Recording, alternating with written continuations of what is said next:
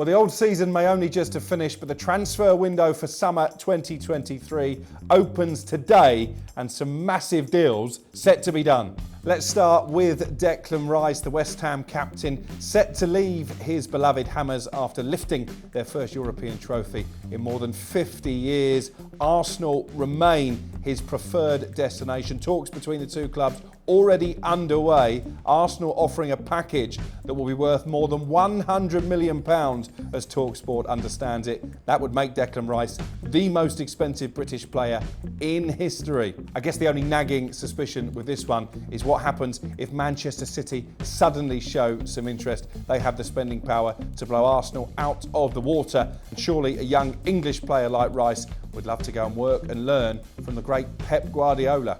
It's obviously going to leave a major gap in the West Ham side. They'll need more than one player to fill the void left by Declan Rice. They like Edson Alvarez at Ajax, James Ward-Prowse at Southampton, and Fulham's João Palhinha. So West Ham fans, how will you remember Declan Rice's time at the club? And do you have a farewell message for him? Harry Kane is another England international whose future has been the topic of much conjecture. I don't think we're heading for a similar scenario to last summer when he went AWOL on his return for pre-season training. I think the Kane camp have resigned themselves to the fact they will stay at Tottenham for at least one more year. He's a free agent at the end of the season, so it's a dangerous game for Daniel Levy to turn down offers, but he's adamant, the Spurs chairman, that he won't sell Kane to a Premier League rival, despite speculative interest from Manchester United and from Chelsea, when Mauricio Pochettino would love a reunion with the England skipper. There is interest as well from Real Madrid after Karim Benzema's surprise departure to Saudi Arabia,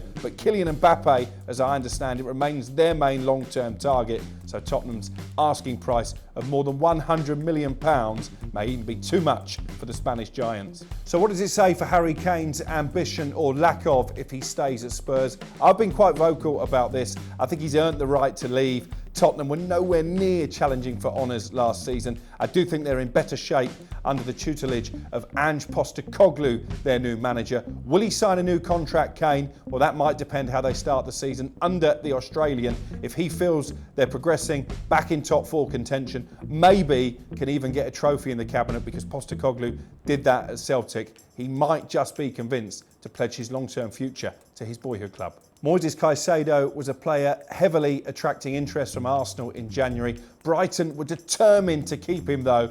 Part of the reason for that is because they predicted more clubs will be at the table this summer. Looks like that is the case. Manchester United have been asked to be kept informed on the situation, although he's far from their top target. Arsenal still interested, although how much money will they have left to spend after buying Declan Rice for more than £100 million?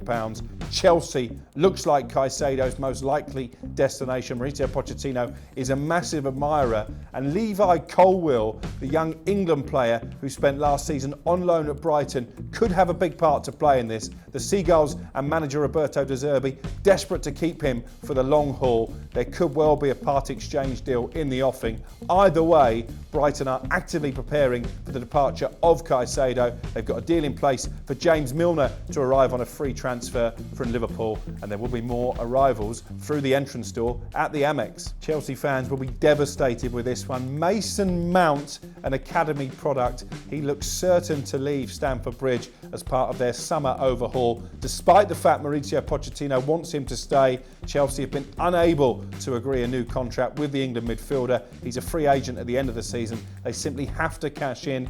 Mason Mount, talkSPORT understands, has already given approval to the personal terms on offer from Manchester United. Erik ten Hag is a long-term admirer back to when Mount was out on loan in the Dutch league playing for Vitesse Arnhem. He wants to get this deal done. The stumbling block is Chelsea's valuation. They want around £70 to £80 million to sell Mason Mount. Manchester United hoping to get him for more like £50 to £60 million.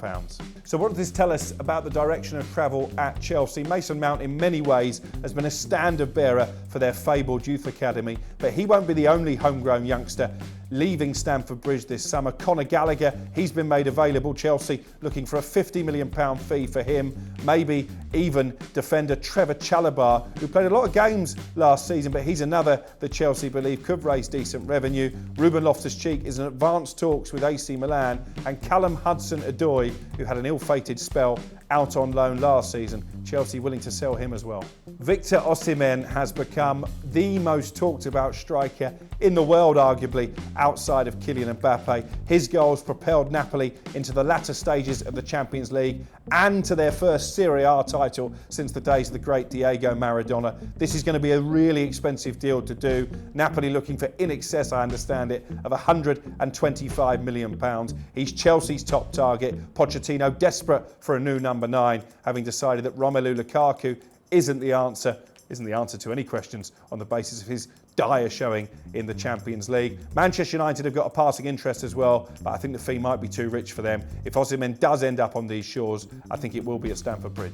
One of the big talking points heading into the window is Newcastle. Arguably overachieved last season. They reached the League Cup final, fell short at Wembley against Manchester United, but they did finish in the top 4. That means Champions League football under the lights at St James's Park for the first time in nearly 2 decades. We know they're backed by Saudi wealth. Will they go big this window?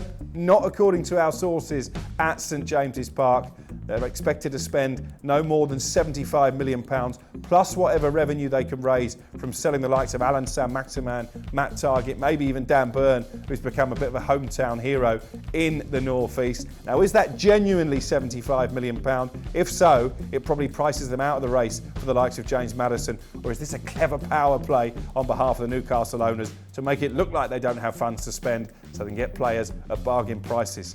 Only time will tell. So those are just a few of the big movers and shakers to keep an eye on this window. Stay tuned to talkSPORT and talkSPORT.com for all the very latest developments. One thing is for sure, this summer window is going to smash all previous records. So who would you like your club to sign?